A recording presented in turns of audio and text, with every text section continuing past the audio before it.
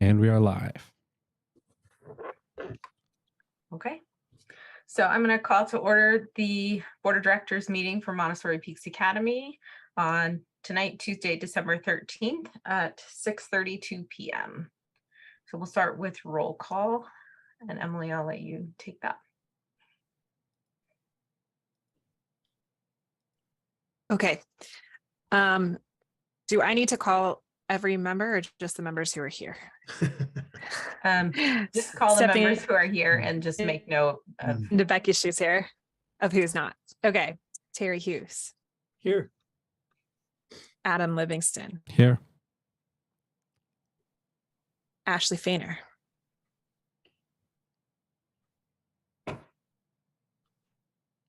She's here. She doesn't I'm have here. a microphone. Sorry, my mute was not Gotcha. working. No problem. Rebecca Martinez Dalton. I'm here. Justin Sasso. Here. And that's all we've got as far as board members. Did you Oh, get no, an- you're right. Did you get to answer I'm yourself? here. Yes, we got you. We got it right. And then just for the record, Brittany's not going to Okay. be with us tonight. Great. And Okay. we have a quorum, so we're Thank good. you. I'd like to go ahead and read the mission statement for Montessori Peaks. It is the mission of Montessori Peaks Academy to achieve high standards of individual excellence by guiding the whole student through an exceptional learning experience based on the educational philosophy of Maria Montessori. Let's move on to community comments. I personally did not receive any community comments. Did anybody else? No. No. Okay. So with that, we'll move on to the principal's report / update. Dr. Gary. Thank you. Some of the update or items 4 and 5, or 5 and 6 rather, and we'll talk of those when they come up. In terms of my update, I had a good meeting, my first and last meeting of 2023 with the MPA staff today as their principal. I thought it was a good meeting. We kind of laid out some things, what to expect going into next calendar year in January. And one thing that I wanted to also use, I used some feedback that was received in the survey, which was never published because of Ann's resignation. So that's just where it stays. But there's a piece to it that I put together that outlined some things that the staff, specifically teachers, felt could be changed or discontinued. So there's probably about 20 on that list. And I asked them to kind of rate them based upon how things have been going for the last 3-4 weeks. In terms of it's been addressed and it's okay, or it's almost there, or it just didn't apply. So I'll share that data in January, or at least what all that feedback says. I think the report is positive. I kind of mentioned to them that today was my 14th day on station at the campus. Now that doesn't necessarily mean that I wasn't on duty. This is no different than any position I've had as principal, is that it just stays with you no matter where you're at.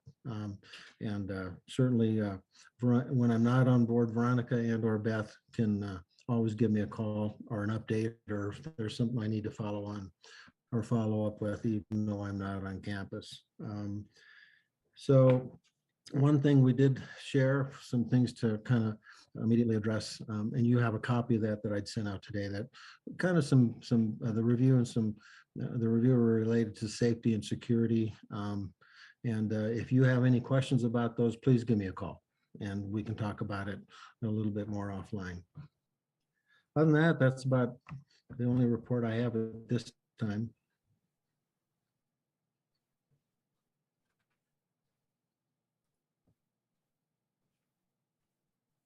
I'm just gonna say I got notification that there's some echo on the YouTube channel on the video. I don't know.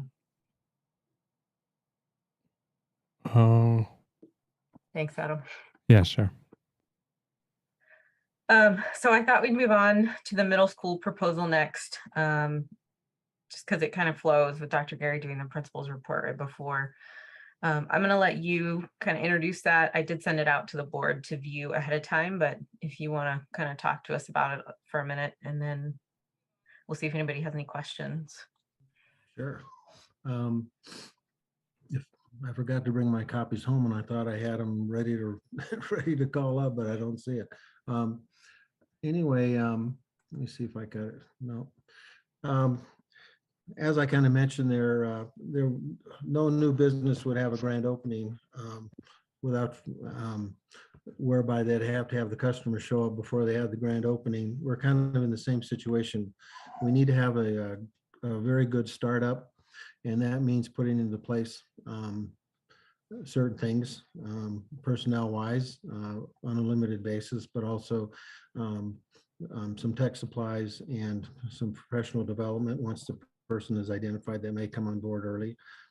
All those things need to be in place, and that convinces the community, whether they are current fifth graders going into sixth and they want to stay on board because of seventh, or the current sixth graders and they want to stay with MPA, or possibly even someone within the community that may want to come to MPA as seventh graders. So with that, we have to have something in place, and that we can convince those as customers that we're serious about the business. You allocated a fair amount of money last meeting to get the facility ready. Now we just need to make sure that the program's ready as outlined with the specific things that we need. If you take a look at the amount, I thought it was a reasonable amount, especially when it represents only half of the, in the current budget, half of what is seen as the net increase. In other words, money that would be rolled into the ongoing fund balance into next school year. So we're not spending money in lieu of something else. This is money that's dedicated from those funds that have been conservatively saved or held back just for these kind of reasons, let alone just the safety net of having a kind of savings account. So it's really about it in terms of the request proposal.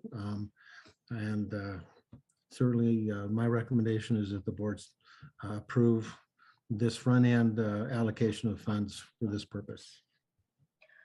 So just to speak to the money piece of it real quick for everybody, the school puts together the budget for the year. Jen works really hard to update it for us every month to give us that information. This money that he's recommending would come from the extra money at the end of the year that would be put into the reserve fund, and it would be approximately half of that. So we would not be pulling out of reserve funds, and we would not be taking away from operating budget or other budgets, classroom budgets, whatnot, from this school year. We just wouldn't be putting as much into the reserve fund at the end of the school year as we otherwise would have.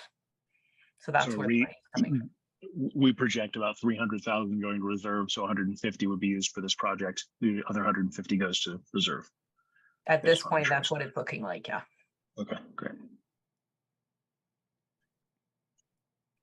Does anybody else have any questions? Comments? I'd pose this to Adam, I guess, on the technology piece. When would the laptops, Chromebooks and such begin to be utilized? And would we want to maybe delay the actual purchase just to make sure we're getting the most current technology so we don't have that technology sitting around? Yeah, I don't know specifics about that. I can work with Miss Heather to figure out sort of specifics about the purchasing of it. Yeah, just because, technology is old the second you walk out of the store with it. So, but I'm sure I'm sure they could stand an update. Yeah, we would wait as long as we can on that right. purchase. I think the bigger piece is if this is approved, then the committee and the administration of the school can start looking at who do we hire, how many do we hire, when do they start, so they can be a part of developing that program and putting it together. So they really are ready to go day one of the school year instead of planning on day one. So the kids really start their school year appropriately. I do not want that lag Yeah. time or a teacher to feel like they're not prepared.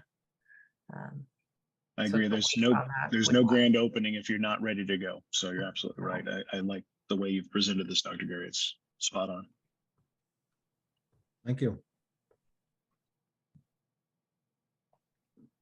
So I vote yes. Do we have to put a motion on the table? Anyone want to do that? I can't, so. Yes. I will motion to move forward with Dr. Gary's proposal for the requested funds for the startup of the middle school expansion. Does that fly?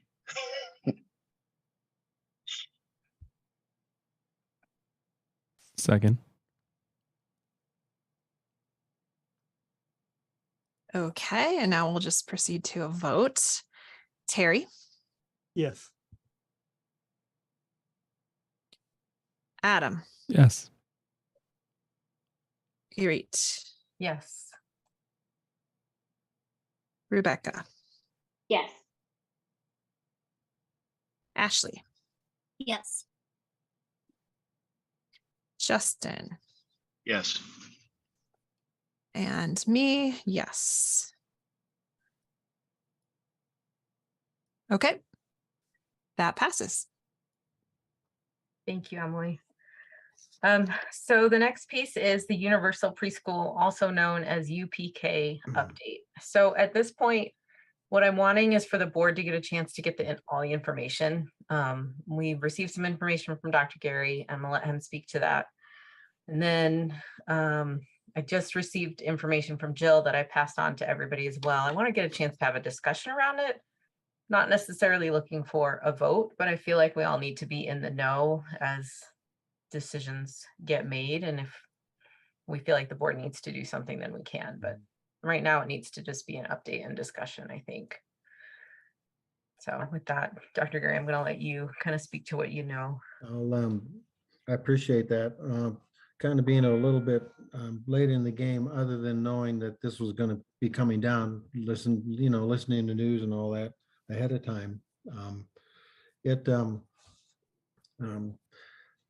I touched base with some colleagues, specifically Tom McMillan, who's a community superintendent for charter schools. He are our friends. We've known each other for a long time. Tim Matlick, who had the position before and is now the executive director at Jefferson Academy up in Westminster and Broomfield. So I solicited feedback from them. You see it in the form of what I had sent. In my readings, as well as what Jill sent today. And I appreciate Jill doing that to kind of give a larger picture, because that gives the perspective of what the state is trying to do.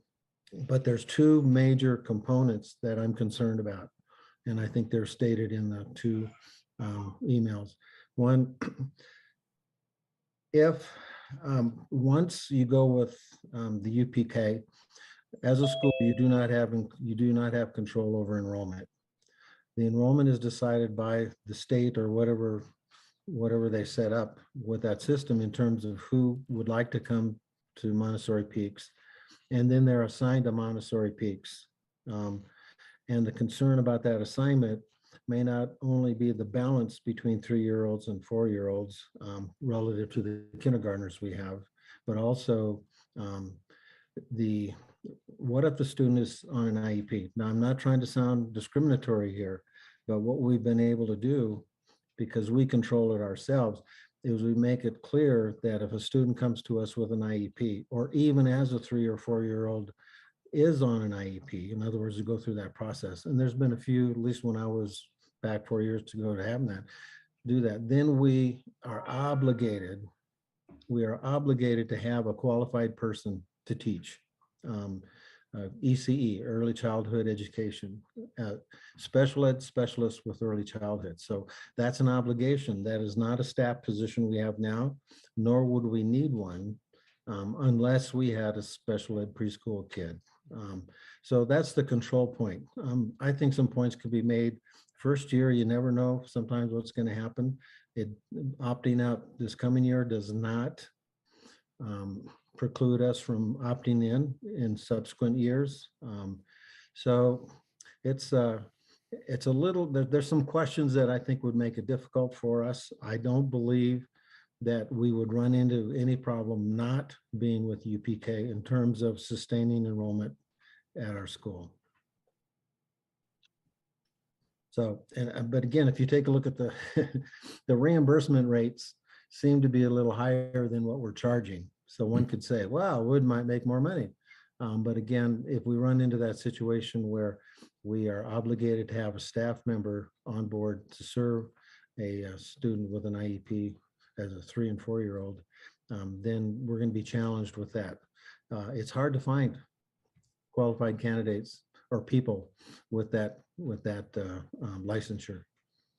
That's just been my experience. So from what I can see, they did increase the rates from what they had previously advertised that they would pay for the different number of credits for a kid. So some kids would be part-time, some kids full-time, and it just kind of depends on that situation and that age.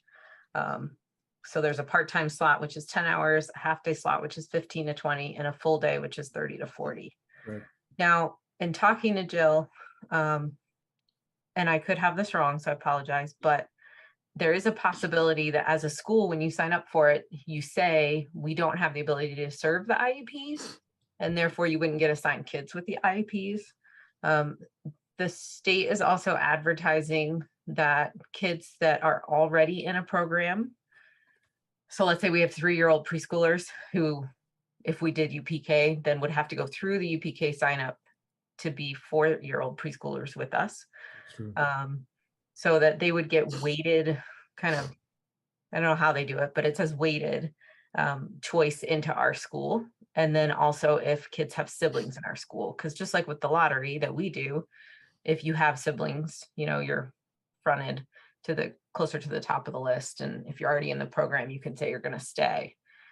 So the question is that really going to happen? There's some fear with that.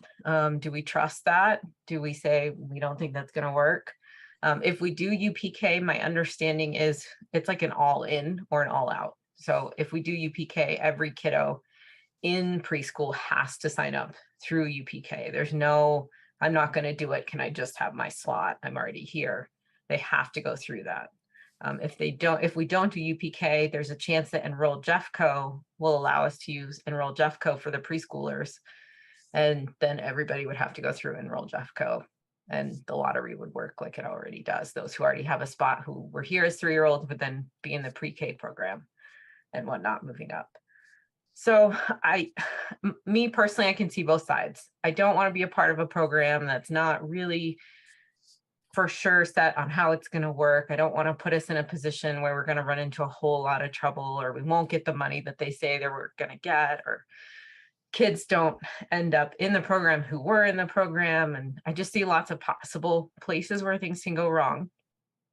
The other side of me says things have been tough. And if there's something that we can do to help our families, as expensive as preschool is, why would we not? So if somebody asked me tonight, you know, which way would you vote? I would vote, we need to talk about this again. Jill received the slideshow that I gave you guys yesterday, I think. And she's still processing all the information. And my personal opinion is that, you know, another discussion needs to be had. If we still end up not doing it as a school, then we don't do it as a school. But just to make sure that's where I stand. So I think it's fair to give everybody the chance to ask questions. Maybe it's something I didn't think of, or Gary didn't think of, or, you know, whatnot. So I just want to throw that out there for discussion and kind of learning and questions, and just see where we're at. I'm kind of the same way you are, Reed. I think that there's a lot of information that we received, and I haven't had time to go through it all, to be honest with you. And so I think there's a lot of information to digest and figure out, to see if there are questions that we need to answer. I guess the other thing is, I mean, do we have trouble getting enrollment for those? And I realize that the financial side of it, helping the parents, is a good thing. But also, do we do we look at as, do we have issues getting enrollment for that age group? And would it cause Currently, us some no. trouble not to? So, so we, we need, I agree with you. I think we need to spend some time digesting the information and going over it. And Reed, I like what you said. Everybody's struggling. It's, inflation and, just the markets right now and everything. And being able to offer something like this would be, really, really helpful to families. The other side of it too is we're kind of the smaller model, of the bigger programs out there. And, I'm one of those folks that likes to watch somebody else test run it. And if it works well for them, maybe, it gives us a year to watch where the pitfalls are and how we might be able to prepare for it better. So we don't end up rushing at it, because we do have so much we're rushing at right now, with the middle school and all the other projects on our burners. Would it be wise to watch a year of this program running through the other schools, knowing that we have the option to get in and letting them kind of work out the bumpy parts, so that by the time we opt in, which might be just the next school year after, we know where the pitfalls are and have some case studies to base our entry. So we're not, I guess it's kind of like we're not the beta project, of this, where we get to kind of see those areas of concern so we can do it right, I guess is what I'm trying to get at, even though right now seems like the time to do it. So. Yeah, I want to echo what Justin said, that I'm always wary of being an early adopter, because with any technology, there's always a bunch of pitfalls that get worked out that first year. And if there's issues now with like a separate registration process that's outside of Jeff to Enroll, are we going to have families now overlapping, where maybe they're using Jeff to Enroll with 2 kids and then a third kid is now using a completely different system? And how are those going to integrate with one another? How are they going to integrate in the school? It doesn't sound like the program's fully flushed out, so we don't really know what we'd be signing up for in the first place. And then I think with the middle school starting, there's a lot of places that MPA can take on way too much and just fall completely flat. Like, too much expansion too fast is always, it's never a good thing. And so I think we have to decide, are we expanding on this end of the school with the smaller kids at this time, or expanding on this end with the older kids? So I will And say then that focus. the UPK it's money stuff. It's not an expansion. It's not a change in numbers. It's not a change in classrooms. It's just, if we go with UPK, parents have the ability to get some payment towards our program. But all preschoolers would have to go through the UPK registration. All K through 7 would go through Enroll Jeffco. And so it does create 2 different systems based on which age group. If we opt out of UPK this year, then my understanding, Gary, is that Enroll Jeffco will be available to those charter schools that opt out for the preschool levels. So you're never going to be in both UPK and Enroll Jeffco for the same child. That is correct. It's going to be one or the other. And there is a meeting tomorrow with a couple, with a gentleman from the district that I think is trying to manage the whole UPK thing. And some confirmation that in fact, Enroll Jeffco will be open to charter schools for preschool in January, just as it is now for K-12, I guess. But that will not be an option for neighborhood schools at all. It's UPK and nothing else. And once the kid gets assigned to a school through UPK, my understanding is that that's the school that they have to go to. That is correct.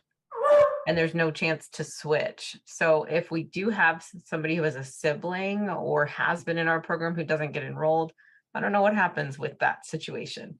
Obviously, hasn't been flushed out yet. So there are some questions. I don't know. It's hard for me to say how many kiddos we would lose if we don't do this. How many families are in enough of a financial difficult situation where not having UPK would make a difference where their preschooler goes.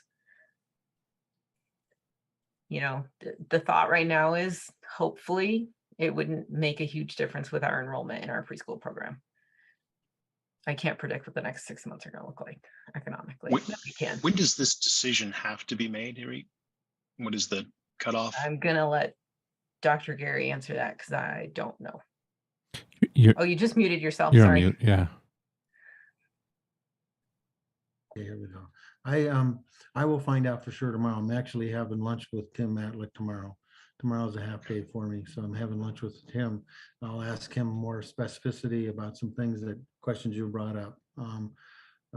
One thing is, there's always something to be said about if I want to go to Montessori Peaks Academy and preschool, I'm making a commitment to Montessori. And that's what we want them to do as far as a commitment to kindergarten. It's I don't know, one way or the other, it's a tough decision one way or the other. You're taking risks one way or the other. There's pluses and minuses, but overall, since we know it's not a now or never decision, just to wait out the first year and see what happens across the board will help us become a better decision maker a year from now, at least so as I see it. But again, none of us have a crystal ball. I believe we can do some marketing to maybe do a little better than what had happened this past year going into 3 and 4 year olds. I don't know, but the data's there. I wish I was better informed than I am now, but this is just something that's come up just recently to start really paying attention to. So, but we can get it done whichever way you want to do it.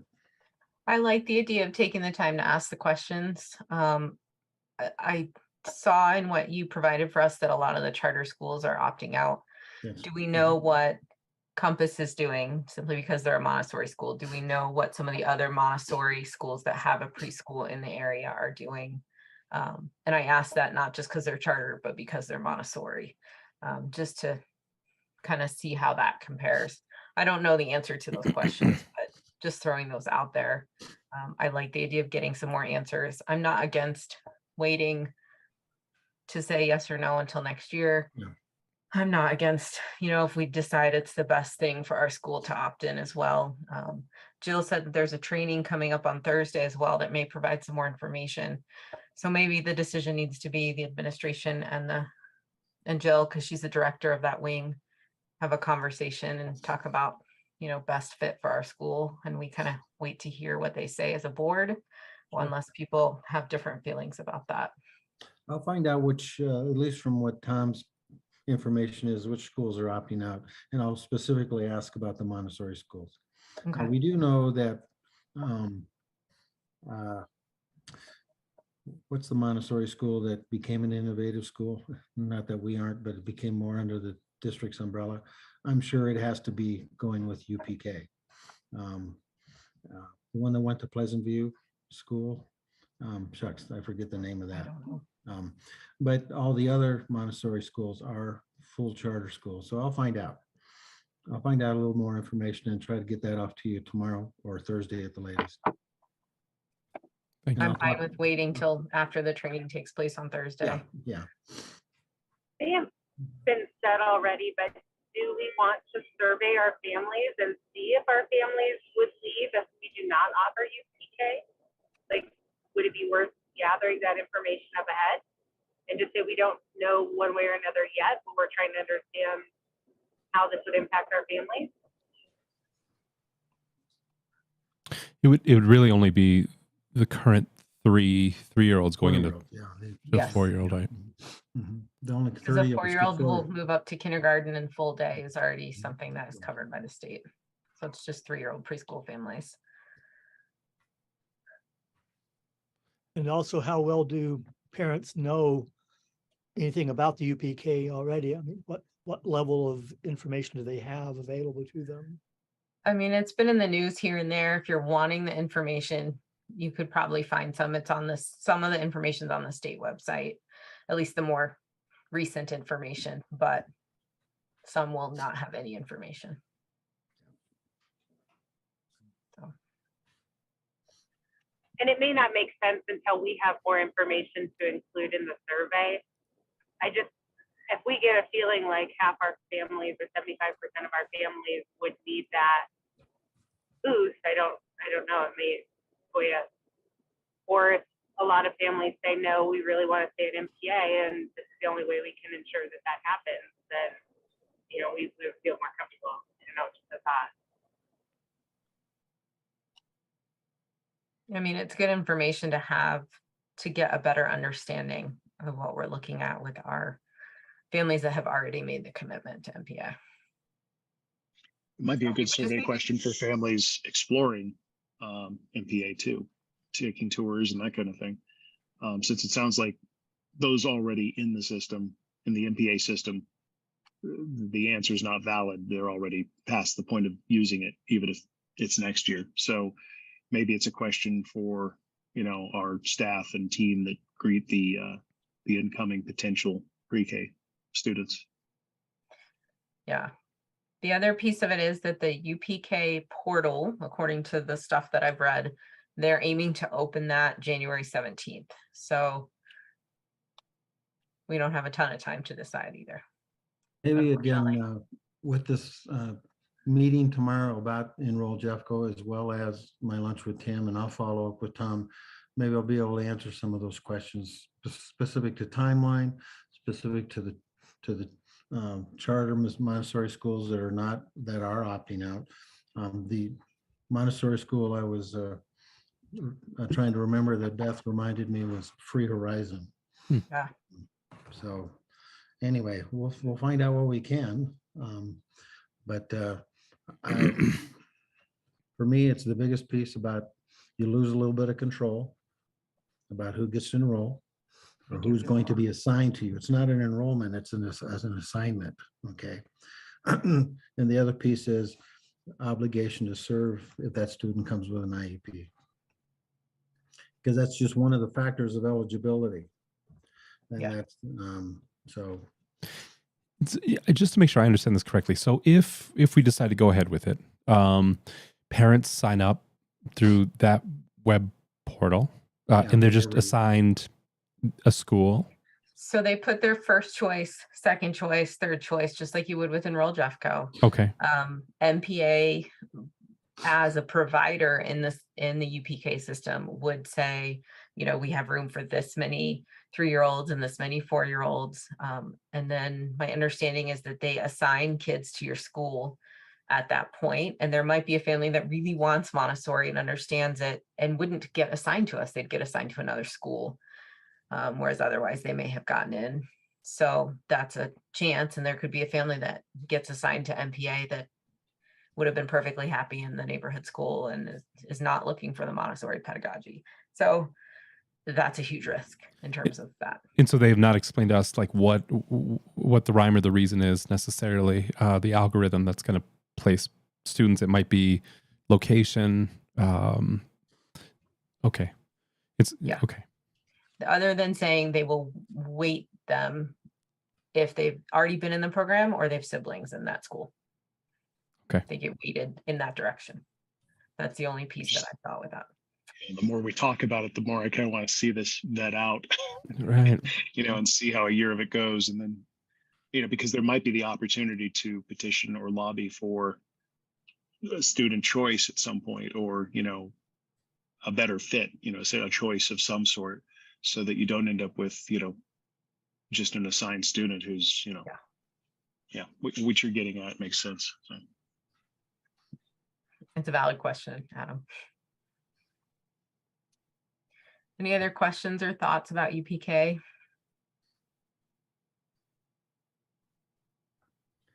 What if there's a requirement to either opt in? Well, you automatically opt in. If you don't say anything, you're in. Okay. I'll find out what the deadline is to opt out. I'll find that out. So it might very well then be a situation where might have to have a one-time special meeting to vote accordingly. And that's fair. Right. That's why I wanted to start the window of information about it now instead of waiting till we would need to do that. So if people think of questions that they feel like are really important, let's make sure we flow them to Dr. Gary or Jill so we can get some answers as needed. And we'll go from there. I would ask that you send them to me or both. Okay. I think that's totally fair. Mhm. Thank you. Thank you. Thank you for Thanks for the giving all that information. information. Yeah, it's important and it's helpful. So with that, basically tabling that decision for the school.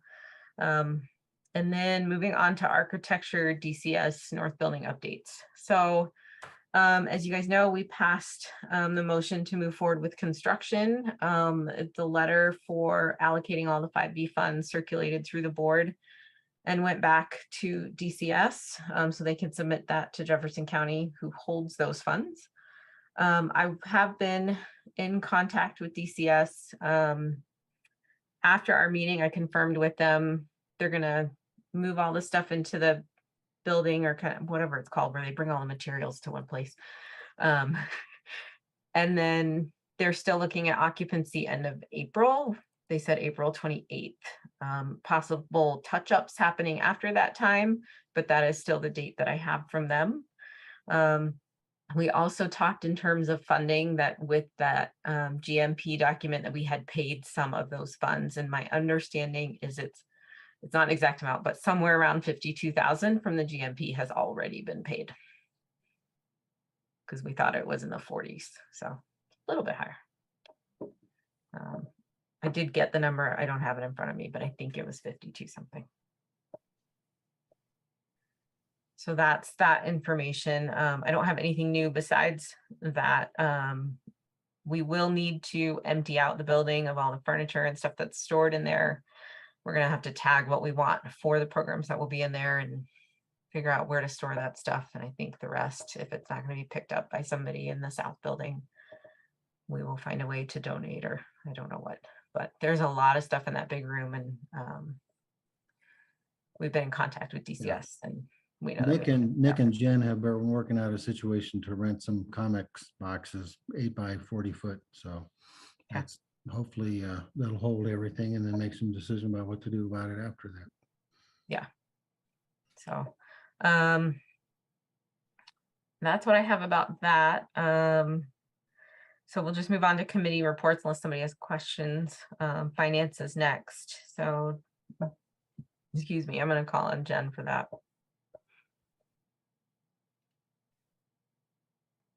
Hi, good evening, everybody. Hey, Hello. Jen. Can you hear me? Yes. Yes, you're good.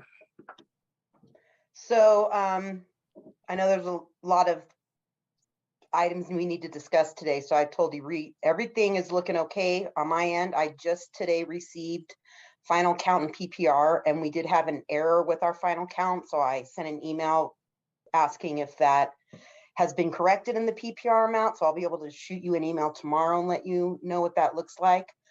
I'm looking forward to January when we adjust the budget with the more accurate numbers. But otherwise, everything seems to be trending on topic, or it'll be taken care of with the adjustment. Did anybody see anything they need me to expand on? Were we high or low on our initial estimate? Unfortunately, we were conservative in our PPR, but we were over on what we thought enrollment would be. So I haven't run the numbers. I was out today to see what that looks like. So I think we were thinking 353 was our enrollment when we finalized the budget. Is it lower than that?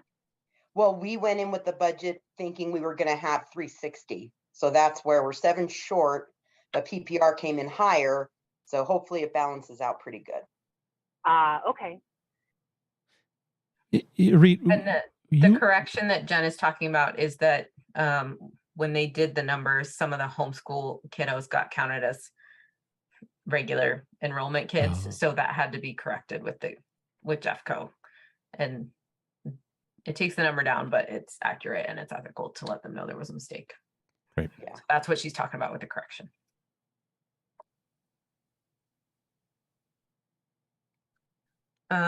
Jen, was there any specific area that percentage wise changed a large amount and we should be aware of? Since you see this stuff all the time. Yeah, no, it's just things that we need to take care of in the adjusted budget. There's too much money in some areas and not enough in others, but everything's kind of just trending, growing by like 8% each month. Okay. Our salaries and benefits are right on. That's our biggest expense. I also have grant money that we can use to bring down areas like our salaries and stuff. So in January, I'll get down with Dr. Gary and really decide where we want to fill the buckets of money in, you know. Mm-hmm. If we're going to be buying technology for this, you know, upcoming middle school, we'll have to put money in for furniture and salaries and, you know, adjust all that. That makes sense. Mhm. Any questions from anybody about the financial stuff that I sent as part of the board packet?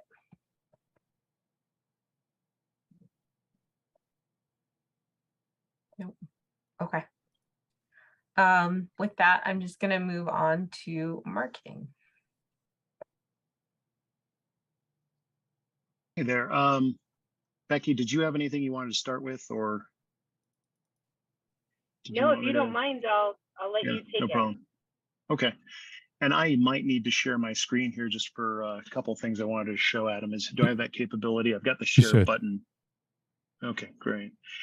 So just a couple of things. One, we've drafted and worked, the marketing committee did with Dr. Gary on a letter that is targeting specifically those families that are most likely to be in that transitory decision-making period. I think it's K to first, third to fourth, and fifth to sixth. And we had some good input on it. And then I think that letter, Dr. Gary, is still with you, and we're going to try to get that out to those transitioning families through the front office staff to make sure we just sing the praises of MPA and the merits of staying in the program and do our best foot forward to encourage those families to stay with MPA and ask any questions. So, and Dr. Gary, have you had a chance to look over that letter? It sounds, based on all the items I'm looking at here, it looks like you've been busy. So, You know, I'm sorry.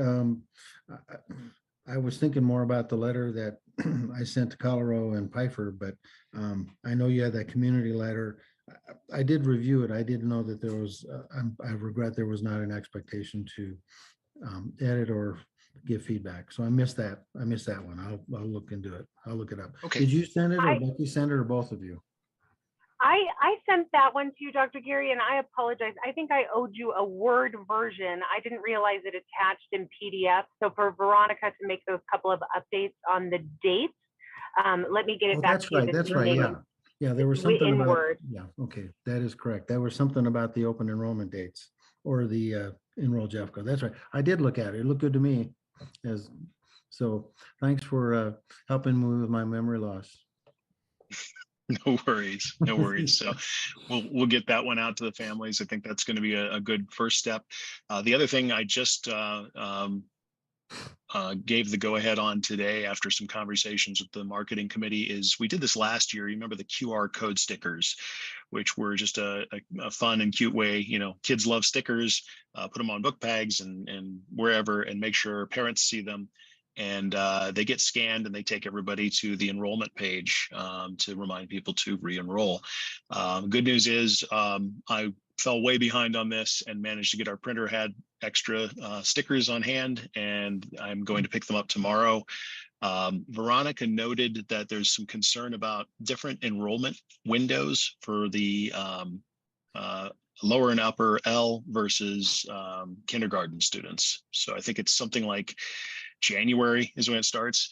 So what we've got enough stickers for all the students, and what we're thinking is this Thursday, if we can coordinate, we'd like to hit Thursday instead of Friday because some families leave early for the holidays and such. We'll get all the lower and upper L, and Becky, correct me if I'm wrong on this, lower upper L would get theirs Thursday, and then when all the kids get back, we'll hit the kindergarten and get those students their reminder to re-enroll. I think the price tag on that was something like $85 to run 450 of these QR code stickers. The beauty of it is the way it's set up through a website called Rebrandly is that we can point that at anything. So let's say something drastically changed next year, that QR code will always point at whatever we attach it to. So that's done, that's on the way. And Jen, I need to work with you on how we go about paying the vendor. So I can either put you in contact with them because he mentioned 85 in tax. And I said, well, we're a nonprofit, so let's get you all the information. Yeah, get me the contact information, order number, whatever, and I'll take care of it. Okay, perfect. I might do an email introduction, and then any questions along the way, I'm happy to stay on board till we get them answered. And then do you want me to bring those to you, Jen? Are you going to be back in tomorrow, or I can bring them in to Veronica tomorrow? Okay, great. Perfect. Great. We can talk about tactical after that, so the tactical sticking. So, and then the big one is, Dr. Jerry, I'm not putting any words in or thoughts into the emails I saw, but it definitely seemed like, and correct me if I'm wrong, Pfeiffer was willing to at least hand out our mailers or information on the school. Colorado seemed to be a little bit more adamant about they have a school designated, which I think is Powderhorn, and they're not as willing to share That is our correct. information with students. Yeah. Okay. Okay. Yeah, Pfeiffer for Molly there at Pfeiffer. And she will provide that information with a packet that she has for parents that might be pursuing other choices than what's been assigned to them, which is Kendallview. The gal at, was it Karen or Carrie? She was less inclined because she wanted to protect the numbers to go to Powderhorn. And I can understand that, but again, that's where you see there's a fine line between those who want to follow the district line and those who believe parents should have choice irrespective of what goes on. So I don't know if everyone can see right now.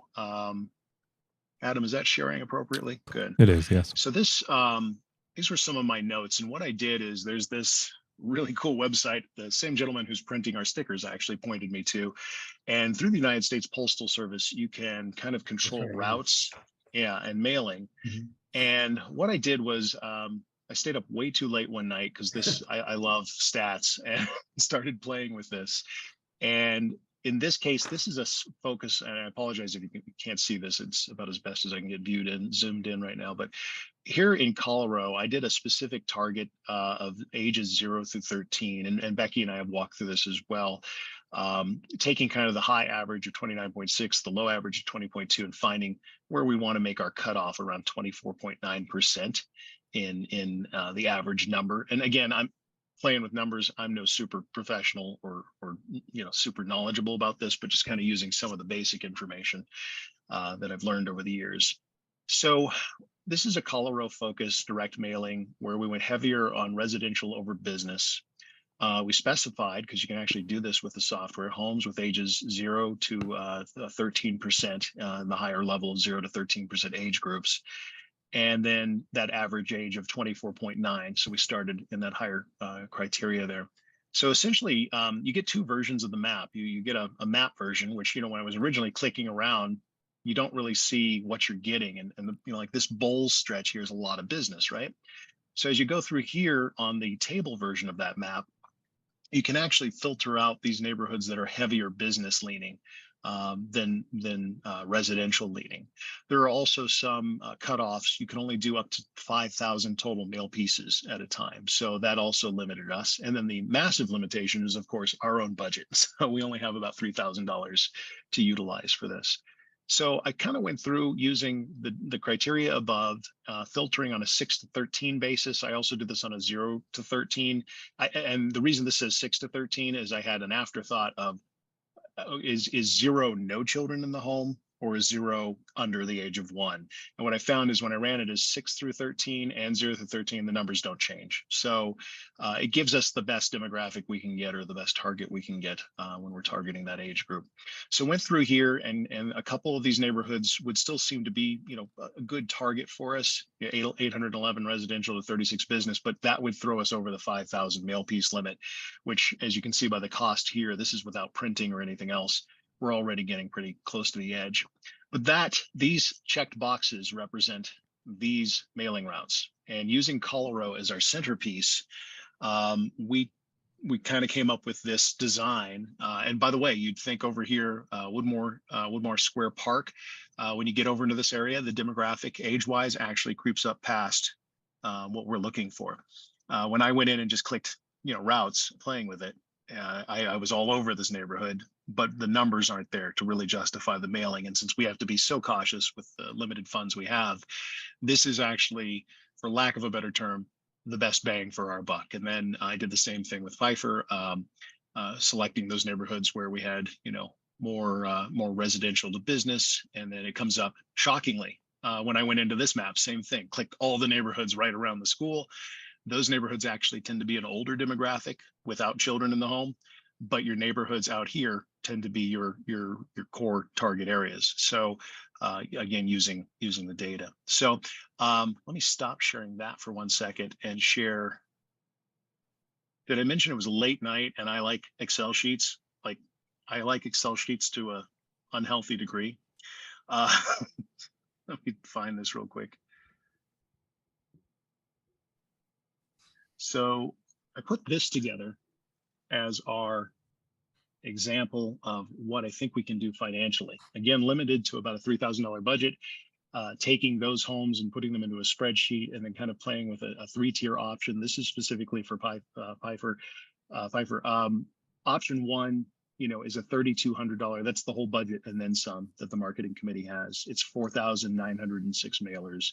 Bundling and delivery and the mailer cost is based on what our printer gave me for a quote. I think it's 45 cents an item. And then of course the postage is already calculated in those earlier slides I was showing. You get to option 2, we're at 2,090, and option 3, and I've got notes up here. Option 1 is everybody up here. Option 2 is the 40% and up target of homes. I built some, target homes versus waste percentage of homes with children. And then you get into about 1156 here for option 3, which is essentially just the 43% and up target homes. It's still 1,600 mailers. I did the same thing for Colorado, and it really comes down to 2 options. And you get to either the all-in $3,000 budget or the $1,300 budget. If we go with the option 2 here on Colorado and the option 3 on Pfeiffer, we're sitting at around a $2,400 expense. And that gives us a little room for padding for any other projects we want to do, or some overages if we didn't consider them. And going with just what I know from some marketing background, if you pull a 20% response out of I think it's something like 3,000. I don't have the number right in front of me. You could be talking to, I want to say it was something like 20 families that actually enroll from that mailing. That's a guess. That's a guesstimate based on direct mail and its effectiveness. There is a reason you get a Bed Bath and Beyond mailer every 3 seconds, and some of those other companies market the way they do. A lot of that is based on the fact that it's repetitiveness, it's redundancy, it's the continuing to hit you, so that when the time is right. I think one of the things we have working in our favor is the time is right. Families are having to make a decision. Becky and I are playing with some creative ideas, and we've got some folks that can help us with the creative. But one concept we talked about is either a picture of a crossroads or a child standing at a crossroads with something basic like, are you making a decision about your child's education right now? Flip side gives some great talking points or important points that parents are looking for MPA or for their child's education that MPA answers. And then an invite to just keep it simple. Visit our website for more information and times to tour our school. That's the old keep it simple method with not too much text and a visual that essentially makes everybody excited about the school and what we have to offer. And I think what we have on our side is timing with this. So hitting those families right now when they are making a decision helps us balance with the fact that we honestly probably should be sending these out once a month, with a 15% off coupon. So it's I think it's probably one of the most effective uses right now, though, with the budget we have. And we know we're targeting families around schools. that are going to have children looking right now. And essentially what we'd like to do is get the board's approval tonight. And I don't know if we need to move to a motion. The budget's already there, but we'd kind of like to get the board's approval to move forward with this concept. And of course, we'd run creative by the board as well. I think target wise, we were looking to maybe have these hit somewhere, ideally, maybe even over the holiday. So they're sitting in people's mailboxes as they're gearing up for the new year. While there's still an opening, while enrollment is still open and such. Thanks for all your work on this, Justin. This is really great. No problem. I like Excel sheets. Did you notice? Yeah, me too. I'm a big fan. We can talk about it sometime. We should start a club. Listen, I'm in. I think it makes a lot of sense. All of what you've said. I personally would be up for hitting as many houses as possible. I mean, looking at the numbers, if you convert one family, it covers the cost. And I don't think it's going to hurt anything to, worst case scenario, we're out a couple grand. If we convert 0 children, but if we convert 1 or 2 families, I think we're in a much better place for it. And I think that these are all families that are like you said, at the crossroads, where they're going to have to make a decision. I think hitting them sort of right at the end of the holidays, when they're done thinking about the holidays and as they proceed with real life, might serve everybody. So I think that, you have my approval for sure. I like the idea of sending it out right after New Year. When they're like, oh, my kid's going back to school on what day again? If I can pull off a QR code in one afternoon, You could that's an awesome deadline. Why not? Right? No, I love it. And so, yeah, and I agree, Adam. Everybody's distracted with the holidays and back to real life, as you put it. It's, that tough decision you put off because let's just get through, the gift giving and everything else that's going on right now, family visiting. So, but I think that target's very achievable. Now, did I hear you hint at maybe more budget? I'm up for that. I mean, if it's going to cover the cost of strategic targeting of potential kids that are, necessarily needing to find a solution, I think that's sort of a perfect sweet spot.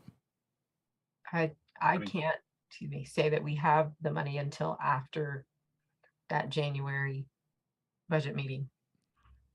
Right. I don't So know what's that going to go in what bucket. kind of messes with our timeline. Yeah. Jen, do you have any insight on that? Are there pockets of money that we're not thinking of? Absolutely. We can move money from use grant money to cover salaries, and boom, we've got money to throw into advertising. So looking at both the option ones that I put together on that sheet, which pretty much is all communities in that sheet, still using the criteria to filter it, puts us at about 6272. So about 3272, yeah, $3,272 over our budget. So Jen, if you wanted, a day or two to kind of look over the budget and make sure you're comfortable with that before saying, yes, we have it. I want to err on the side of caution because we're buying a lot of stuff right now.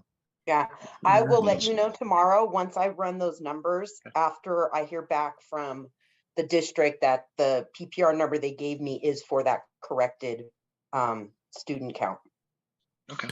And then I'm fairly confident we could do the 9,000 or 6,000. We can cover it, no problem. Yeah, we'd be looking at about let's call it $3,300 over our marketing budget. Of course, we'll want that again next year. We always base it on what we did last year. Right. If you pull it off, I think I'll say yes. Well, and you're right to that advantage of going all in and hitting as many families as possible, since we're not going to hit repeatedly. It's the old marketing adage is, reach and frequency, right? You want to reach as many as you can. Would this be like a dual? Is this for just enrollment in general, or are we targeting preschool and middle school, or or what? So those cards, my understanding is to try and get families to enroll in MPA in general because they're using their school. They may or may not necessarily be in that neighborhood school. We don't know 100%, but we will blanket those neighborhoods with an information card suggesting they look into MPA. Okay. What if we were I just think to it'd be send money it, well. what if we were just to send it to odd addresses or even addresses and hopefully neighbors will talk to each other? Well, consider in this, you're going to get families with no children. You know, Yeah, we that's can't true. really target. So you kind of hope that the neighbor next door who's retired goes, hey, your kiddos might be interested in this mailer I got. You know, it's I'm just kidding a little bit. no, I'm with you, Doug. I'm actually gonna, you know, can we get you in a sandwich board walking the neighborhoods? Send the kids out. I'm not tall enough. You know, and we'll make it a short sandwich board. So, Okay. yeah, height preferable. But no, I think if we do this again, it's the timing of it all is ideal, and the big piece too to make sure that we're not wasting funds is to make sure that as we get inbound calls and emails and any form of interest, we should be asking, where did you hear about us? Was it from another family? Was it through the mailer? I mean, that's really the only form of measurement we have to make sure that this is working so that we can make the decision again for next year if it's worthwhile. So would you be interested in making a special email address dedicated for more information? Please email. And then we know that they got it off a postcard. That's one good way to measure. Measurement is difficult because people tend to remember what they think they remember. You know, it's working in broadcast. We had clients who never bought print and never used direct mail, but we'd sit there at a client's address and listen to customers come in and they'd go, oh yeah, I saw you in the newspaper. And that client had never used newspaper. What they had seen was maybe an ad for the competition. And then they heard the radio ad, but they'd come in and say, yeah, I think I saw it, you know, in the paper. To date myself, we did that exact test during a live broadcast at a QM Woods, everybody. Who remembers that? Raise your hand. I do. Thank you, Dr. Gurney. So, yeah, and literally this client had purposefully done radio first, and then there was a grand opening of a new store. Then they bought, it was broadcast, print, and then I think direct mail followed. And we were the first to go. And it was a great opportunity for us to stand at the door and ask people as they came in where they had heard about the grand opening. And it's just amazing. The responses ranged from the broadcast that we were at and doing, which were legitimate, to print, to direct mail, to billboards and, you know, flyers and things that just didn't exist. People want to be helpful when you ask them that question. So I agree, Jen. Yeah, we could make an email that helps point them, and maybe even a landing page on the website that comes through a specific URL. I like that. I procured and set up mpeaks.org as a URL shortener. I can create an info at mpeaks.org and forward it to whatever website, whatever email address we want to use. But it would certainly keep it short, keep it easy for people to respond to, and then it would also make it so we can track, you know, if this is the only place we're using it, we know that where they came from. That's a great idea. I love it. Man, it gives us some kind of sense, you know, or if we're using the money wisely. The next suggestion is going to be a banner plane next year, just so you know. So I get to fly. Are you flying? A plane with smoke letters. Smoke letter. We'll write MPA in the sky, in the clouds. I like it. Well, Nick is really close to getting that sign running too. So that marquee, everybody driving by, we have to put something up there. Great. I've been talking to Nick. He was a matter of fact, I think the marketing committee was going to give him some suggestions just for text. We're waiting to find out what his limit of characters is on that, so that we can put something quick and succinct that you can see in the 5-6 seconds you roll by it. And then I think he was also looking for the vinyl banner to put up on the south side facing Lily Gulch to remind everybody to enroll. So good. Great. Ooh, I have a banner in my office. I'll have to look and see if that's it. Oh, he was looking for it. Yeah, if that's it, Yeah. please. Yeah, let us know. I'll text him right now. Great. Wonderful. Thanks, Justin. Great. Do we need Becky, to did I miss anything? approve that? That's a good question. I think if we're talking about going over the initial budget, we would need to. I'm kind of torn. I mean, even though I'm part of the group and I know the value that's there, I'm kind of torn on going all in with our budget and then not waiting to see the return. But I'm open, you know, if folks think that it's worth putting that much, you know, funding into just so we can broaden our footprint, then we could do that. It will just really limit what else we might be able to petition for later. So I was kind of leaning a little bit more conservative initially just to see how it does. And then that would leave at least some marketing budget if we need to try to hit homeschool at the end of the year or, you know, anything for the new building. Yeah, it sounded like Jen, for at least one moment, implied that she could find the budget for the entire mailing. And Justin, you said that's around $6,600. Is that right? It comes 6,300 is the 6,300. total for this. And we have 3,000 for marketing. So we'd be looking at an additional 3,300 on top of our 3,000 budgeted.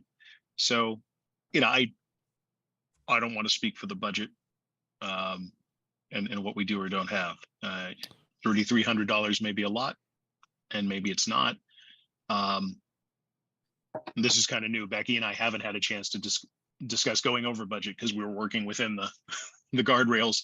Sure. But I mean, there's kind of a strike while it's hot opportunity here, and that is people making a choice right now. So throwing more at that opportunity, and Becky, you're right. We don't know if it's effective, but we're also limited in what we can do. You know, you wouldn't necessarily go broadcast because it's too wide. You wouldn't necessarily go print. This is a form of print, but direct mail obviously being different. We've looked at bus boards and billboards and that kind of thing. They're pretty costly. You know, you can get one and you just hope you get the right amount of traffic by it and people notice it. And there's a reason that what we're looking at is dubbed in the industry junk mail. You know, there's how many of those direct mailers were you looking at during the election season? Or were sick of looking at that you just knew, recognize the face, toss. You know? So, but I think the difference now is if you're in the market for something. I made this joke with Becky the other day. Renewal by Anderson, I get a mailer constantly from them, but I had my windows done about a year ago and it wasn't by them. So it's, you know, it goes in the trash because I don't have a need. Things that I have a need for, or I see, oh, an oil change discount because I need an oil change, or, you know, oh, we were thinking about new flooring. You tend to hang on to that stuff, or at least give it a second glance. And I think that's why it's got to be impactful. The message does, and clear that this is that thing you were looking for, which is potentially a new school for your child.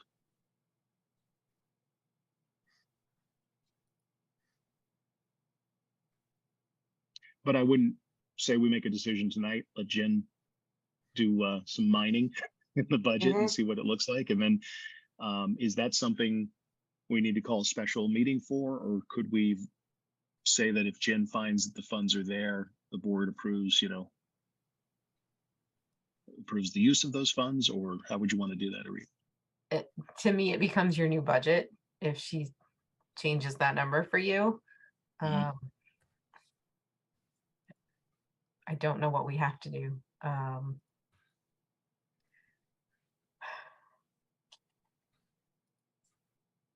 If people Normally in budgeting things for schools by category, if you are over a substantial amount, and I forget what that percentage is, then you have to provide some answer in your adjusted budget as to why.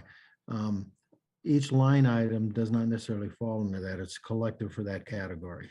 At least that's what's been my experience in the past. I can only say, considering the size of the budget, $3,000, it may be important to the individual, but in terms of the organization and what our needs are and what our budget is, it's not a lot of money.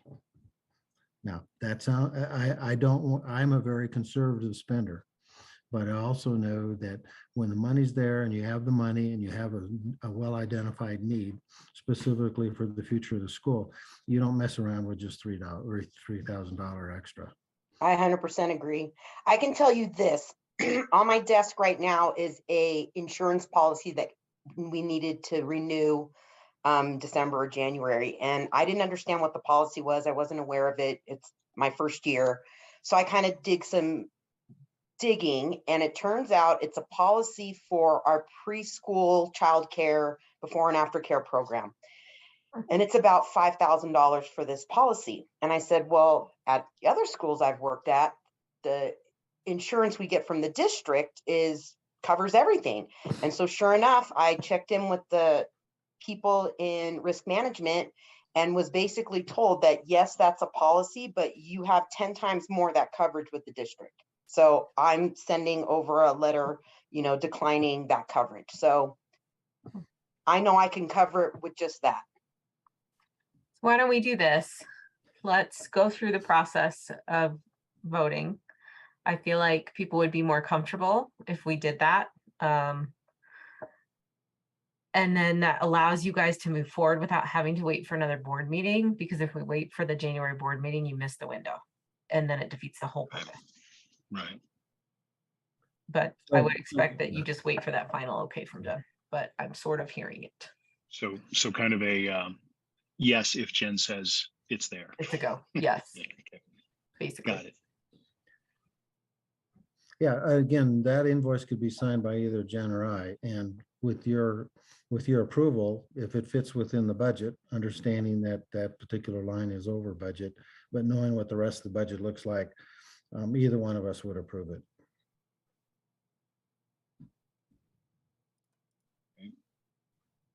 Great.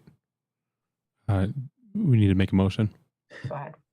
I move to approve the budget pending available funds from Jen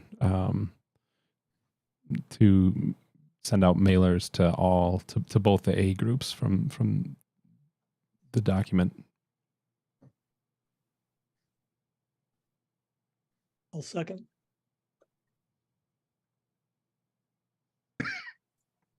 Okay, perfect. Let me go around. All right. Can I add something? Yeah, absolutely, Jen.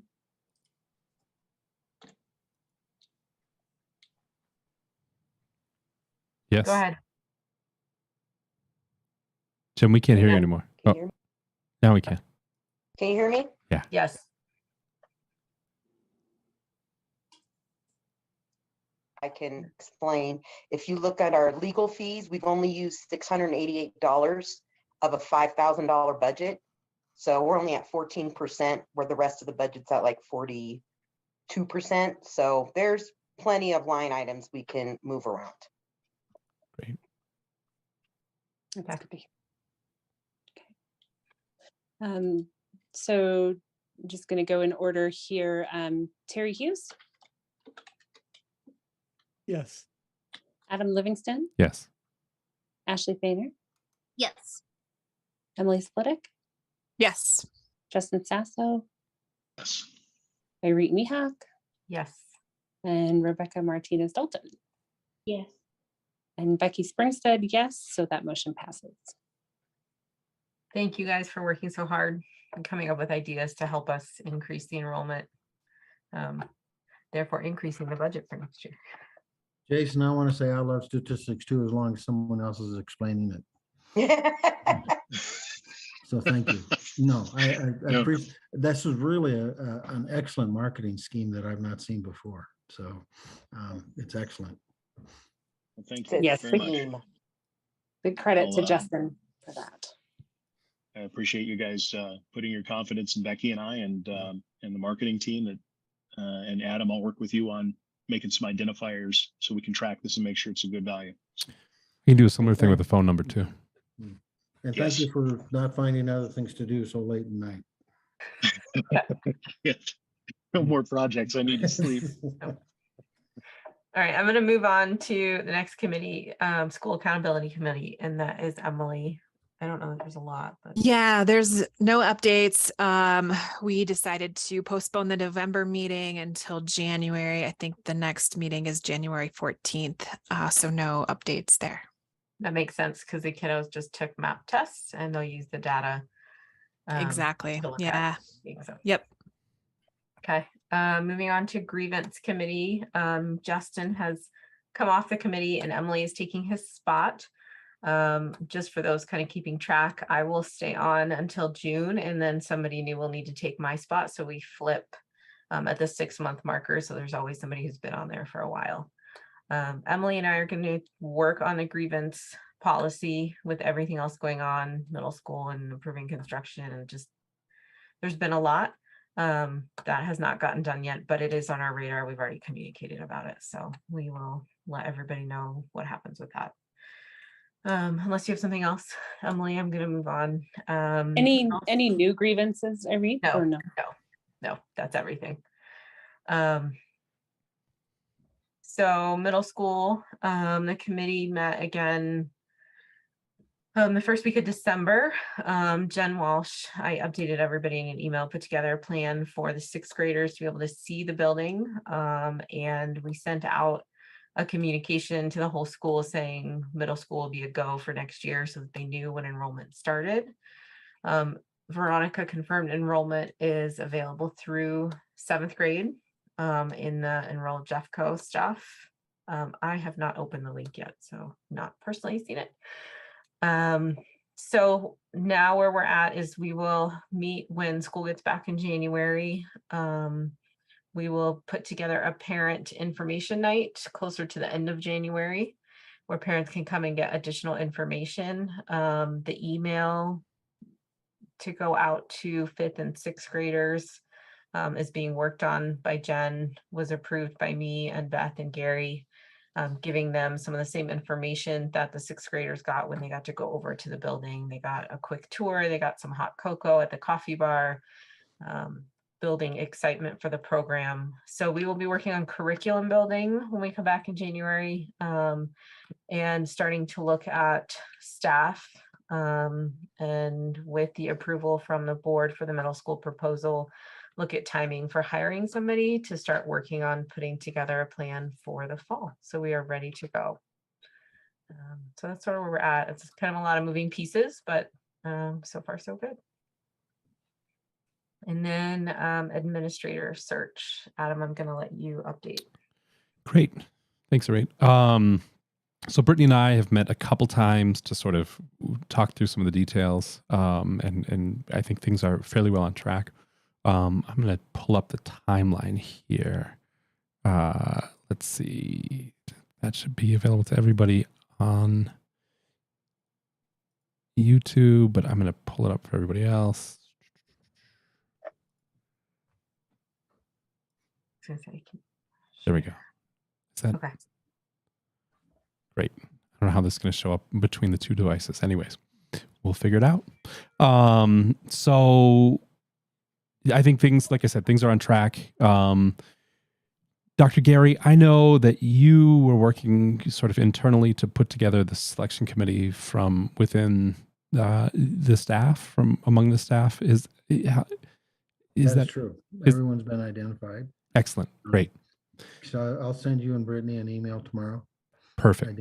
I thought those names had been passed along already, but in terms of school folks, we'll pass those names on to you. Okay. Thank you. Brittany was sick today, and I know that it sounds like it was kind of bad. So if you did get it to her, then I'm sorry about that. And so we put the names of all the parents who expressed interest. I think in the end there were 7 in a hat today. I had Miss Heather pick out 2 names. I will notify those candidates first thing tomorrow morning, and so we'll have a full selection committee ready to go. We're targeting for our first meeting, sort of like the first week of January, hopefully. So we're trying to make sure that everyone can meet. Likely that's not completely possible. We're going to take probably in the interest of expediency, we will probably take a combination of the job description that brought in Brian and the one that they used last year for Anne. And we will tweak that. Brittany and I will, in advance of the first selection committee meeting, have a conversation about that, see if there are any further tweaks that need to be made, and then get it up. I work for a hiring organization. We do hiring for public radio, public television. We have an applicant tracking system. It's the resume database we use for ourselves. It's a pretty high-end system. I will split off a part of that so that we can use that to collect applicants for this. We'll identify advertising, places to advertise, and we will start actively recruiting. We will probably use the board to a good extent to help us reach out to potential candidates. We've identified some, and we'll just keep going with that. We can have conversations about what that looks like. But I'll ask probably each of you to help make phone calls to potential people. Position stays open. Typically 6 weeks is a pretty good timeline. I think that we're trying to make it happen a little sooner. We also, Brittany and I had a discussion about, typically when I manage a search, we wait till the end of the search process to stack everybody up for video interviews. We will have this conversation with the selection committee. Brittany thought it was probably a good idea to start reaching out sort of earlier in that process to make sure that we are, that any potential principals that are having other conversations, having other interviews, aren't getting, passed over, that we're staying in front of them. So we'll probably break that up into 2 separate groups of video interviews. Selection committee will all meet together for those video interviews. And we can, I'm happy to field more questions about what that looks like throughout the process. And then maybe a couple weeks after the second round of video interviews, we'll shoot to hold in-person interviews. 3 to 4 candidates. I could talk in depth about what that looks like. We will have each of the candidates meet with the staff at MPA, have them meet with the board. I have a process that I like a lot. I have a couple surveys. I'm a big fan of technological tools, but we have surveys that we have everybody who participates in the process give feedback about each of the candidates. And then the selection committee will take that. I will anonymize the responses and provide those responses to the selection committee. And from there, we will make a decision about who the finalist is. Hopefully we get done with that process towards the end of March.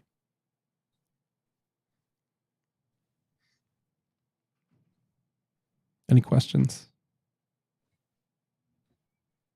No, thank you for getting that going, getting it together. I agree with doing the 2 rounds of video interviews. My biggest concern when I first saw it, just quickly, was I don't want to miss anybody who's applied, who's hearing from other places.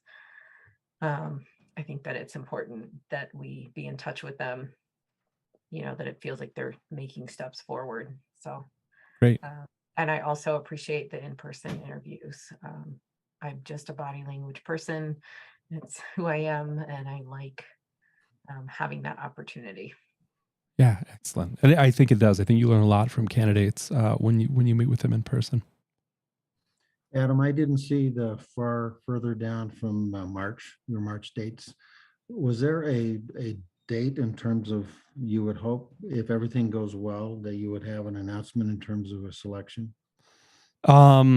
So having done search for a long time, I will say that timelines are always optimistic in the search process. People call all the time and say, "Can you give me even an estimated date?" And I am always happy to give an estimated one, with the caveat that chances are we're gonna slide right past those dates.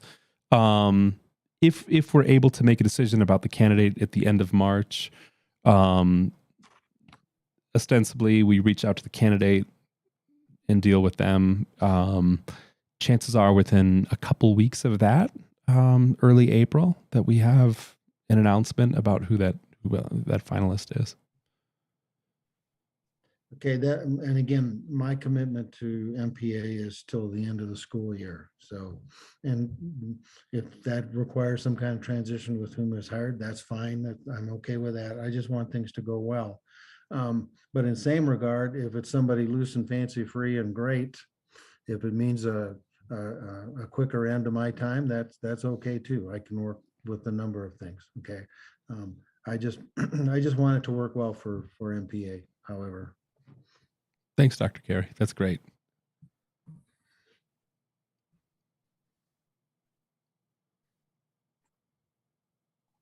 Okay, so we'll just stay updated. Contact us if there are questions, if you need us. Adam, let me know. I'm available to help with phone calls or whatnot. Great. Thank you. So monthly meeting attendance and updates, staff meeting. I have Ashley. I know that Dr. Gary already said the staff met today for a meeting, but I'll let you take it from there.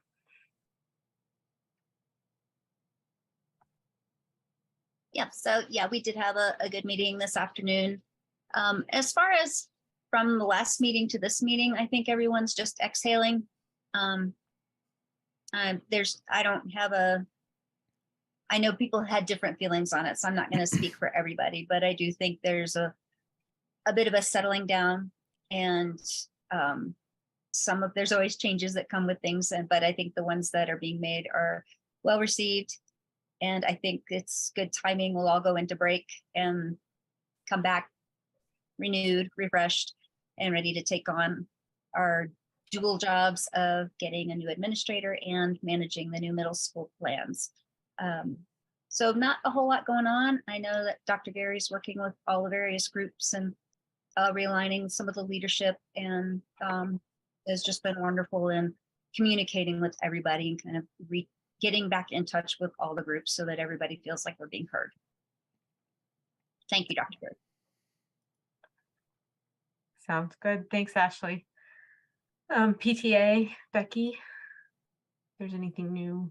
There's no meeting occurring in the month of December. It will start again in January, kind of a tough month. So. And they're doing the breakfast or whatnot for the staff that first day back on the 4th where the staff comes back. Correct. So there is a sign up going around. If anyone wants to donate or contribute to that, then they're collecting donations for that piece. And I will mention too, I know there was some debate in the board about using that s'mores program. So, you know, the new template that we have for the newsletters, and the PTA is utilizing that. So I don't know if all of you have seen it, but great effort by the PTA to try to do regular updates out to the community. I think that's really helped everyone kind of stay on track with it all being summarized in there and utilizing that format. So that's been really nice to have. So thank you to all those that are piloting that. Okay. And then the last monthly meeting is JCSC. Adam, have they met? Not to my knowledge. I've been keeping an eye out, an ear out for them. They did announce an annual conference at the end of February, early March, February 28th, March 1st. I don't know if that's something we typically attend. So we usually send 2 people. It totally reminds me, and I forgot to put it as something in my notes. I would like to attend, but another board member is able to come with me as well. 2 people went last year. So if some people are interested, let me know. I know this is the first you've heard of it, so check your calendars. I think it's just 2 days. I'll send it out. It's through the Colorado League of Charter Schools. It looks like 2 days, yeah. And it's up in Westminster. Right. So, I'll send that out again, and then just let me know if you're one of the interested people, and we'll figure it out. The school covers the cost of that. I attended last year, and there was a lot of really good sessions on marketing, finance, website design, just all sorts of things, how to go after grants, how to try to get some of the funds that are available. So it's a good broad conference, and you could find things that interest just about everyone. I'm going to drop in the chat here. This is all the sessions that they're covering. Here's a link to their website where they're talking about all the sessions they're covering. Yeah, I mean, if you just go to Colorado League of Charter Schools website, you can find all the info. So I'll send an email out and just wait to hear back from people who might be interested, as you can check your calendars and stuff. So thanks, Adam. Thank you for reminding me of that. And then board calendar stuff, Justin. And I'm gonna step on your toes a little bit, just a spot where I can remind everybody, I think we are set to be in person in January. So just make sure you note that on your calendars. I know it sometimes makes it more complicated with kids at home and dinner and whatnot. So do we need to meet in person? Like, is that a choice we making? Talked about it last year, trying to do one meeting in person quarterly. Okay. And then the recording evaluating after 1 year and saying, does this make sense to do? Does it not? The YouTube side of stuff is a lot easier when it's virtual like this. I believe it. Let me know where you want me to set that up, because we've been doing it at North and hopefully they'll be under construction by then. All right. Yes, I'll have to figure that out. And that's January 17th, correct? Yes, the third Tuesday of the month at 6:30. I know we say that, I always forget that. Is it possible to just do like a sort of the summer part of the year, like an email with all the dates so I can stick them on my calendar, or can we do Yes, an I invite? can do that for you. Sure. No, I'll ask you every month and you're gonna hate It's me on the 'cause- school calendar. Yes, I'll put it them all is. on there. Okay. Jen I did can that mark for me. Awesome. Yeah, I can pull that. And down Heather too. has it Just on the make sure school I- website too. Perfect. Okay. All right. Just rolling through some items that are still kind of open-ended, or we're getting answers still on October. And Jen, correct me if I'm wrong on this, but the compare final FTE count and budget for district compliance, we're still waiting for that official correction to come back from Jeffco. Is that right? Yeah, that's what I sent. They sent it today. I'm hoping to have an answer tomorrow and get it out to you guys. Perfect. And Jen's been great working with me on this. I just basically send her all these highlighted blocks from another Excel sheet and go, how's this coming? Where are we at on this? So the quarterly financials to PNC Bank were done on 11/15. And I think we were going to confirm that PNC still wants those. They may no longer be required. Are we still waiting on that, Jen? I had told you, since we weren't using that extra money, we don't need to do quarterlies. Okay, I so sent we them can our mark that. budget and we're good. I mean, I sent them our audit and we were good. So no longer, we Yeah. don't need to do those anymore. Awesome. I'll make that that we did it, but that's the last one, and make sure it's not on the calendar anymore. Thanks. For quarterly financials. And then previous quarter board minutes to the district, that's upon approval, which I think is coming up at the end of this meeting. So I'll be able to mark that one done as well. November item was submit reserve fund balance letter to Zion's Bank. And Jen, I think you told me too, you were checking on that to see if that was still necessary. Correct. What they wanted. Okay, great. Mhm. I have a copy of last year's. Okay, awesome. And then Reet and I talked about reviewing the strategic plan progress and setting a date, I think at the end of January, maybe early February. And then I have a reminder to pester you again, Reet, at the beginning of January to set that date. So, and then looking forward, we need to, in January, review bylaws, policies, and procedures, and go through that with legal and make sure that everything's current. And I know governance is one of those policies we want to look at. So just something to put on the radar for next month and make sure that we're on top of. And I think we stopped looking past February. Yeah, no, that's good enough. Let me just get through the next 3 weeks. Yeah, there you go. Okay. And that's all I have. So with that, the minutes. So Becky sent out the minutes. We need to, if anybody has any questions or concerns, let us know. Otherwise, we'll move to a vote.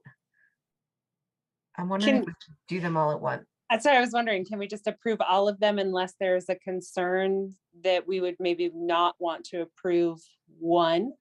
So that I'm checking to see, does anybody have any concerns, questions, comments about any of the minutes that they've seen? I did have a chance to read through them and didn't see anything, but Just a technicality, only people who attended can vote. Oh, that is true. And So you probably should do each one separately. Let me double check. So I think that Brittany was the only one not in attendance on a couple of these meetings, and she is not here today. He's not here to Ashley vote wasn't anyway. at some of them. And that is true too. So 10/26, Brittany was not present. And then we didn't have Ashley. 11/9. Sorry, y'all. No problem. You're going to hear my voice here for a little bit. Okay, so we need the Okay. first motion. So I motion to approve the agenda, or excuse me, the minutes from the October 18th board meeting. And then let me validate who was not part of that meeting just before I do roll call. So the only one that was not in attendance, looks like all of us were in attendance on that meeting. So everyone can be part of the vote. So motion to approve the October 18th board meeting minutes. Approved. I need Can I- someone to second probably. Can Second. you adjust the motion to include the 26th? We'll be Okay, same attendee list. Mhm. Well, Brittany Perfect. wasn't, but she's not here tonight, so we're good. Okay, so I motion to approve the October 18th and October 26th board meeting minutes. Second. Okay. Justin Sasso, Approve. Adam Livingston, Yes. Irene Mihak, Yes. Becky Springstead, yes. Rebecca Martinez Dalton. I don't think I was on the board until November. Is that Abstain. That is correct. So Thank just you. abstain. abstain? You. Brittany is not here. Emily Splittick Yes. and Terry Hughes. Yes. Okay. And then are we seeing similarities with the 9th and the 15th? I just don't have it pulled up as I'm doing this piece, or is going to need to be separate? Everybody was there on the 15th. The 9th, Ashley was not. Okay, so we can either have Ashley, well, she can't really abstain for that. Yeah. Okay, so the 9th. So the 9th, Ashley was not in attendance. And Ashley, I apologize, I did not call your name on the prior vote. So Ashley, do you approve the minutes from the 18th and the 26th? Yes, thanks. Thank you. Okay, so that motion passes. And then we will not have you vote on the meeting for the 9th. So my official motion is to approve the minutes from the November 9th, 2022 board meeting.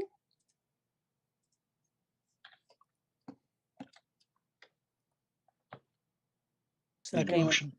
Second. Thank you, Terry. Okay, Justin, Yes. Adam, Yes. Irene, Yes. Becky, yes. Rebecca, Yes. Brittany is not here. Emily Yes. and Terry. Yes. Okay, and that passes as well. And then moving on to November 15th. I motion to approve the November 15th, 2022 board meeting minutes. Give me a second. Thank you, Justin. Okay, Justin, Yes. Adam, Yes. Irene, Yes. Becky, yes. Rebecca, Yes. Brittany, not here. Emily, Yes. Terry, Yes. and Ashley. Yes. And that passes as well. All right, so all of those are now approved. Thank you. So with that, we'll move on to final comments. And I'm gonna let you go ahead. Ashley. Okay. this has been a really hard decision for me. I am going to be resigning as the staff rep to the board. Had a long talk with Dr. Gary today, and just a lot of things going on in my family. It's okay, but I'm definitely juggling between my adult children and my very adult dad who needs a lot of extra care. So I'm just kind of reprioritizing my time. We announced it to staff at the staff meeting so that anyone who might be interested could be reaching out to Dr. Gary. So I know you'll be hearing from him more on that. If there's anything I can do to help with that transition or talk to that new person, I'll be available for that for sure. And you'll probably still hear from me from time to time, but I just wanted to let you guys know. And to thank you for everything you've done. Thank you, Ashley. Thank you. Thank you for Ashley. everything, Ashley. Yeah. Thanks, Ashley. absolutely. Thank you. I'd like to offer a final comment. I cannot say enough about how welcoming the staff and the community, and especially board members as well, has been in terms of my time thus far. As I mentioned, today represented my 14th day on campus. It seems longer than that, so to speak, but nonetheless, time well spent, and that will continue to be the case moving forward. It gives me, while the part-time gives me time to manage other things, for sure, MPA is always kind of on my mind and on my heart moving forward. So whether I'm there or not, there's a communication line in place either with Veronica and or Beth to connect with me. So again, I can't thank everyone enough for feeling so welcomed and kind of joining the family at MPA again moving forward. So thank you all. It's mutual adoration here. I feel like Yes. we're really lucky to have you on the team. And I was going to say, you were a part of the family before, so it's nice to have you back. And if you want to apply for the job, we'll happily accept your candidacy. So, I appreciate the offer. Let me know if you need to talk about it. the other thing I wanted to say is thank you to all the staff. I know we've been in transition basically over the past month, since a little bit before Thanksgiving, and people have worked really hard. People have communicated well. People have had open minds, and I appreciate all of that. I know that from what I have heard, students are feeling happy, they're feeling safe, and as normal as it is, they're all excited for break. So I wish both the board and the staff a happy holidays. Stay safe, stay healthy, enjoy some time to relax. See your loved ones. Thanks, everybody. And with that, we are adjourned for 2022. Awesome.